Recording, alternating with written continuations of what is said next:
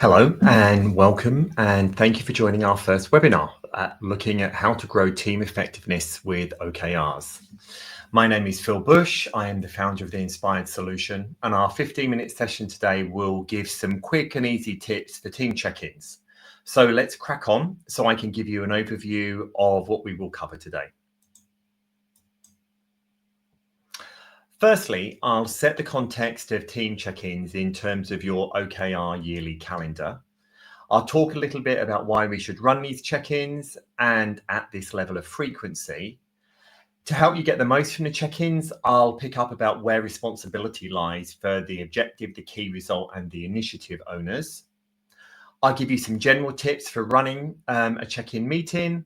Then I'll show you the data that you need to run an effective check-in, and I'll be using a great solution today called Tability.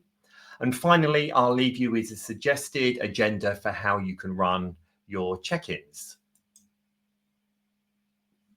So, in my experience and in your experience, we know organizations will have a 3 to 5 year strategy, and then they will have an annual plan at the start of each year to ensure they execute on that strategy. Organizations will then often break the year down into quartiles, so 3 monthly periods, or tertiles, 4 monthly periods. So importantly, the planning takes place at the start of each quarter using the learning from the retrospective at the end of the previous quarter. So here you see on this diagram, I've split it up into quartiles, and you have the annual OKR, the quarterly OKR retrospective in black, and then the quarterly planning in gold after that. So you have these key periods throughout the year.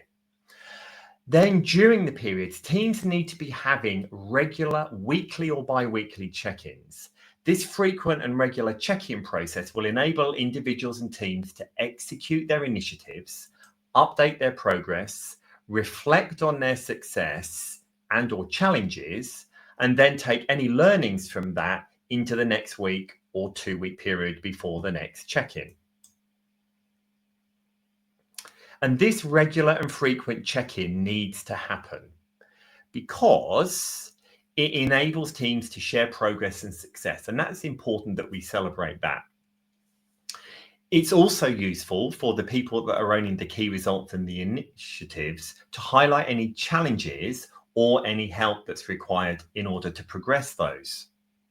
It's important to look at and discuss the priorities for the coming week or 2 weeks, which will best benefit the achievement of the objectives. Also, when you've got this level of frequency, what you can do is you can flag up if there are any conflicting priorities or challenges, and you can discuss any external factors which may impact the OKR progress. Now, this final point that I've got here around the time during the quarter to reprioritize and pivot is really important. Because if you're updating any less frequently, your ability to flag up challenges, ask for help, reprioritize is so much more difficult. Now, I do know organizations that only have monthly check-ins, but imagine you set your OKRs on the 1st of July, you have your first check-in on the 1st of August, and in that check-in, you make some changes, you shift some things around, some people need some help. You then make a second check-in on the 1st of September, and then you run your retrospective for the quarter 3 weeks later. So you have so much more flexibility to ask for help, to put in plans to reprioritize when you're discussing your OKRs weekly or bi-weekly. So some quick tips. It's all in the planning and setting of routines. My coaching would be to get stuff in the diary at the start of the quarter, so everybody knows when the check-ins, retrospectives, and upcoming planning is due to take place. This also shows the level of importance that you're placing on these sessions. Build psychological safety in the team by allowing different members of the team to run check-ins. And I'll share a sample of the agenda at the end of the session. Ensure the key result owners and contributors are prepped in advance of the check-in. And I'll come on to this in the next slide. It's important also to keep to your current meeting cycle if possible. Nobody needs any more meetings. And you can keep this OKR check-in to between 15 and 30 minutes. As I said, celebrate what's gone well over the past week or 2 weeks, and then move on quickly so that you can focus on those OKRs that either are going off track or at risk. And then importantly, because you're just focusing on those, you keep to the time that you've allocated. If you do require more time, then take the meeting offline with the key result owner or the people running the initiatives, because it often doesn't require everyone in the team to be part of that conversation, especially if that key result owner is fully prepared. Now, talking about being prepared. Let's look at OKR ownership and contribution. So objective owners coordinate the activity for their objective and should be on top of the progress of the key results contributing to their objective and ensure they know the progress of each. The key result owner, who could be and often should be different to the objective owner, coordinates those initiatives and activities that contribute to the achievement of the key result, which of course is ultimately contributing to the achievement of the objective. Now, these key result owners need to come to the check-in fully prepared to let their team know the status and progress of their key results, which are at risk or going off track. The OKR contributor supports where necessary and will often be running or supporting the initiatives or activities which help the key result to be achieved. Now, let's just talk a little bit about workload and OKRs. Remember, each team should have 3 to 5 objectives maximum. Each objective should have 3 to 5 key results maximum. OKRs are about focus and priorities. They're not business as usual. So if you have any more than 5 objectives or key results, they're not priorities. And you won't be able to coordinate the activities for a huge number of key results. And nor should you, because this goes against the purpose of OKRs. So let's see what information is helpful when you're preparing for a check-in and how to really make access to information super easy for individuals and teams. Now, I've worked with a number of OKR tools, and Tability, the one I'm going to share with you today, is a breeze to use and gives you all the information you need for your check-in.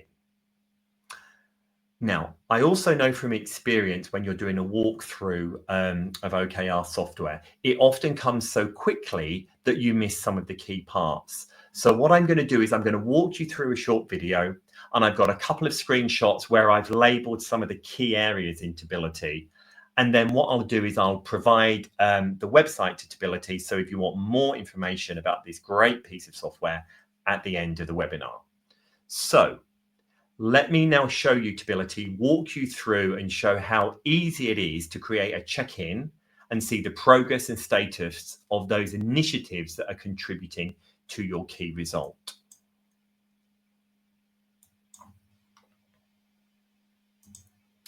So you see when I log in, you get to My Focus. And here are the key results and initiatives that I'm owning and contributing to.